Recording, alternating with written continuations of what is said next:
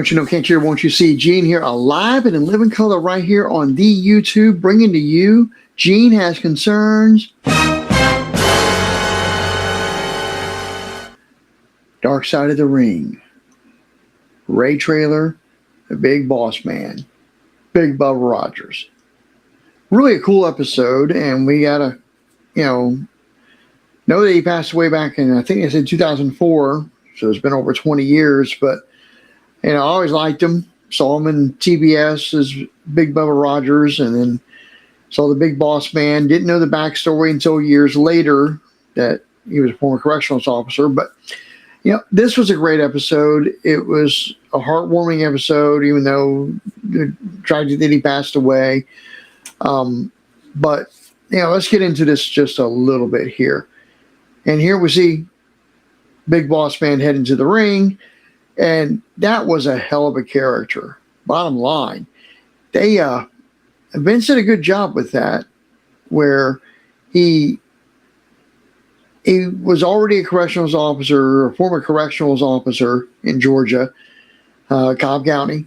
And when Vince heard that, a star was born, and he was a big deal for a long time. So, and it's one of the rare cases where, the gimmick was just right.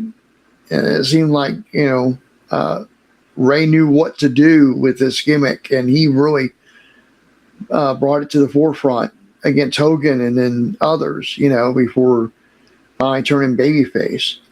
But we go back in time first, Big Bubba Rogers. And that's what they told this story. And how he wrestles Ray Traylor. And then the Big Bubba Rogers gimmick was born because Jim Cornette needed a bodyguard, and basically Dusty kind of took a liking to him, the things he could do in the ring. And you hear, not here, but I've heard other stories that Jim Cornette talks about where Ray would try things out on TV, and one time he almost hurt somebody, and Dusty yelled at him, "Don't do what you don't know how to do," or something like that, But it was all a learning process for him, because I think his wife said, Angela said, that 2 months of training or something like that. So, that's not a lot. But, then, Cornette. You got to love Cornette, number one. I love seeing him on these things. I listen to his podcasts every week, and I'm also, when I'm in the kitchen, I'm listening to past podcasts from like 7 years ago right now. So, but it was a great story, and Dusty believes he can make money with him. And, they went around the circuit there together. And then it was great seeing Jerry Brisco. I've known Jerry since 1987 when I worked at the Nissan dealership delivering parts to a Brisco Brothers body shop, where he and his brother Jack owned the body shop there. And it was cool seeing him. Again, I like seeing him at the Wrestle luncheons we do here in Tampa. I haven't been to one in a while. I don't think they've done one in a while. I don't know when they're doing the next one. It's always great to see him. And, Jerry always helped me out too when I worked at Nissan. He'd get me tickets to the shows, and, got me tickets to the Royal Rumble and the Raw afterwards, when the Royal Rumble was here at the Sundome, 95 or 96. I forget which year that was. And then my stepsons were even on TV where the camera kind of rose up behind them. Was it a jib camera or whatever? Rose up behind them as they were watching at the railing for that Monday Night Raw, which was cool. And I got someplace out there. I got to share on YouTube, but I think it's someplace out there on Facebook now. But anyway, got sidetracked here. But, it was, again, a great gimmick. And you got to everything fell in place there. You just kind of wish things had gone better for him in the long run. But then they got to that blue cage. Oh, never did. The blue cage is cool to look at, and it's kind of maybe better to see in the ring, especially if you're there live if the lighting's not just right and the light's reflecting on the outside of the cage, and the inside you can't see as well. versus years ago, like when we go to the Armory, there was a cage match or the Sundome, and you had that big spotlight coming down, and there wasn't other light interfering, so you could really see what was going on in the cage. A big difference there. But, Big Boss Man versus Hulk Hogan, and you hear the stories that the boys always wanted to be on Hogan shows, going around the circuit, because you may have an A and a B and possibly even a C show going on, and all the boys wanted to be on that A show. That's the one Hogan was on. And especially if you're working with Hogan, you might be getting the main event done before intermission. It's just the way they ran things sometimes. So that's always cool. But even before they earned about as much as one WWF payoff check as he'd been making the entire year as a corrections officer. So, and you hear Jim Cornette even say that he called him and said, how much money I made $12,000 this week. So, that's cool. And it was great that they stayed in touch too. But going back to that blue cage, from what I hear, the talent, the boys, they didn't care for that blue cage because it was rather stiff. Because that chain link fence cage, going like this, it has a lot more give, and the boys can take bumps into it and stuff like that.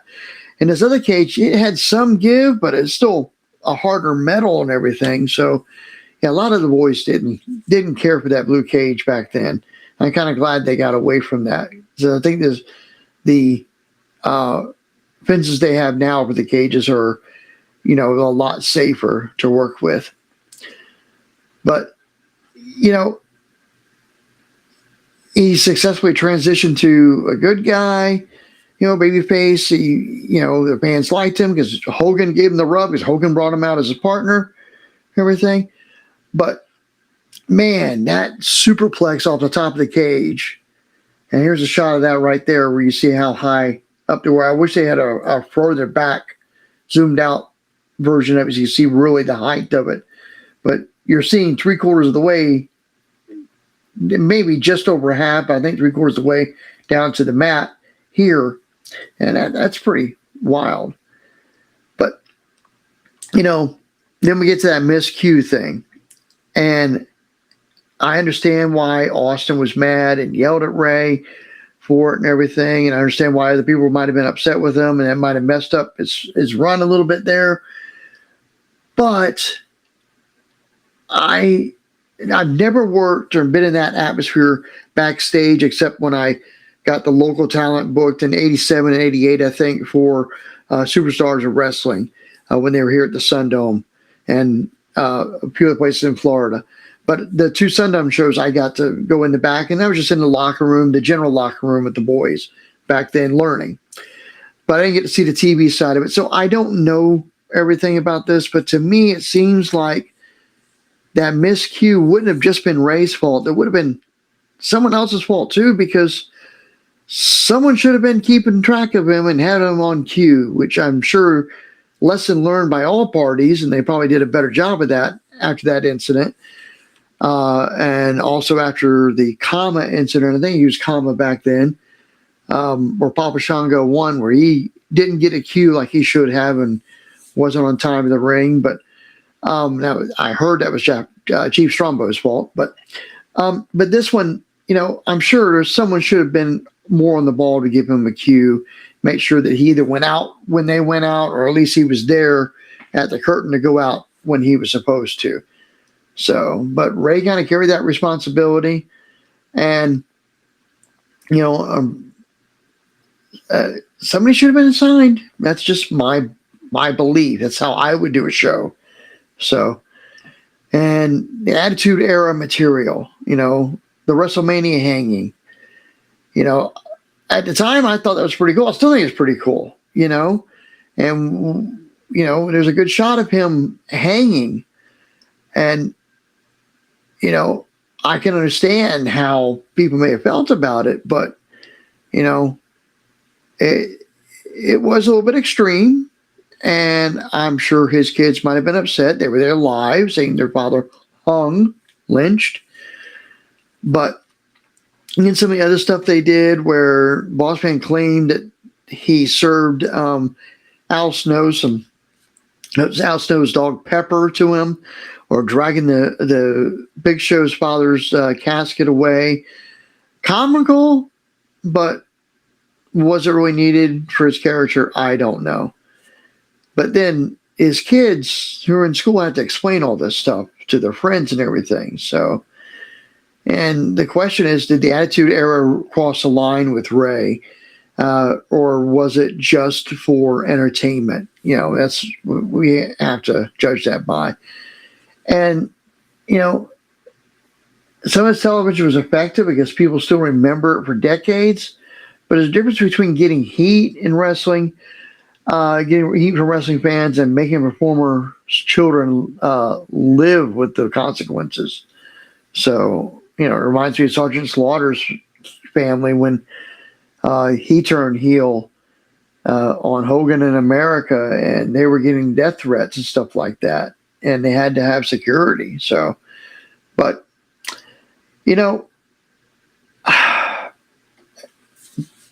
painkiller addiction has been prevalent in wrestling for years, and it really reached a height in the 80s and 90s and O's because you didn't want to lose your spot. If you were hurt, then you couldn't perform. Someone else takes your spot, and before you know it, when you're healed up, there's no spot to come back to. They don't have room for you, and we hear so many stories through the years, going way back even further, not so much pain meds, but just working through the pain, because they didn't want to work their spot, or lose their spot. And then guys like we saw the TNA episodes, Kurt Hennig, he's in pain and taking the meds and, working through that pain and stuff. So I can understand it. I know that I never got into drugs. I never got into steroids, things like that. But I understand people can get addicted to just feeling that relief of pain. I'm not into pain whatsoever. And, more on that about me in a little bit. So, but doctors were just prescribing the shit. It's like, what in blue hell? Why are you just prescribing it nilly-willy or willy-nilly or whatever that term is? So, it was pretty disgusting. And you would hope that, like they said, Kurt Hennig's death would have really helped a lot of the talent out. It didn't, but it seemed to help Ray and force Ray to straighten up and get, sober, to get clean. And, he got his family back because they left for a while. His wife left for a while. I don't know all the details. But the wrestling business, it didn't just merely take a toll on Ray, it took a toll on the whole family too.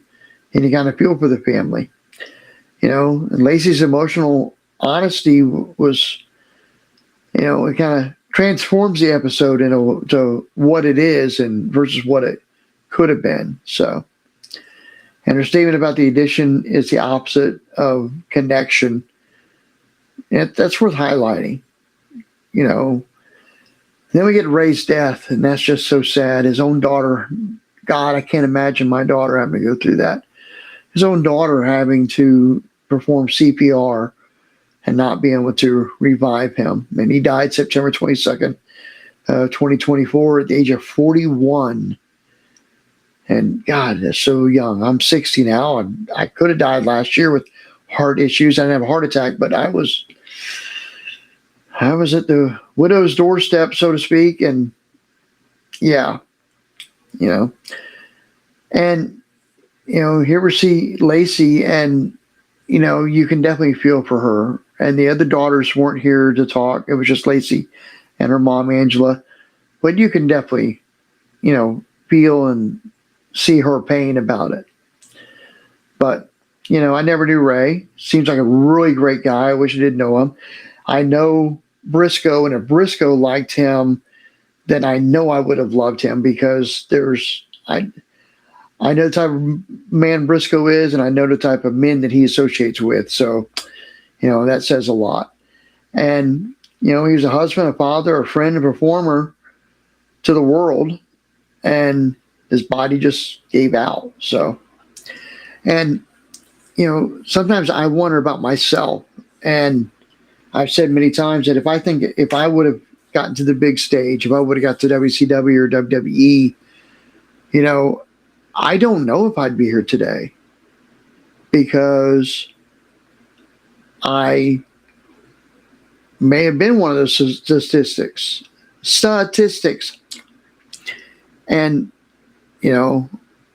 so it's one of the things. I mean, I would have loved to have worked for them, would have loved to work for Vince McMahon and learn from him, would have loved to have worked the territories more, or more, any of them. They were dying off when I started.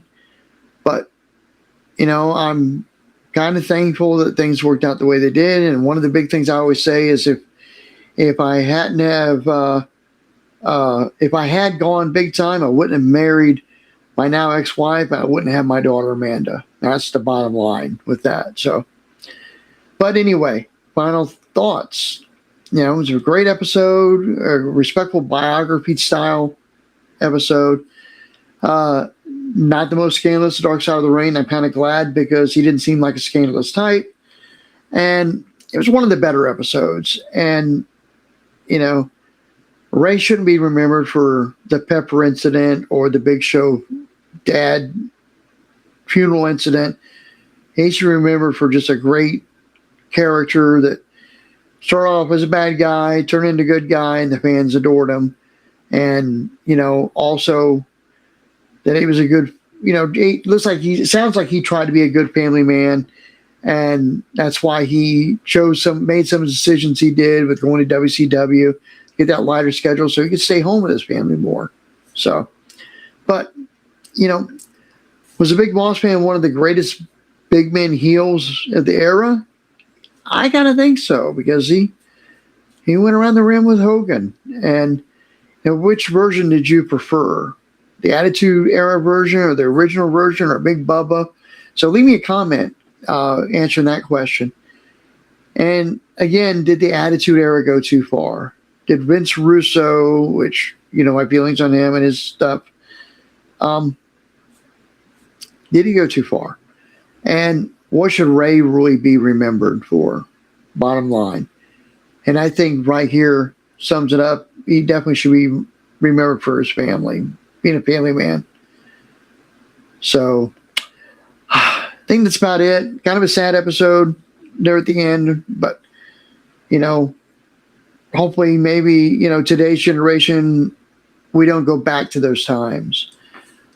And, we're not hearing of current talent dying of overdoses and things like that, which is good. But that's about it. Definitely want to remind you, I'm on the road to 1 billion.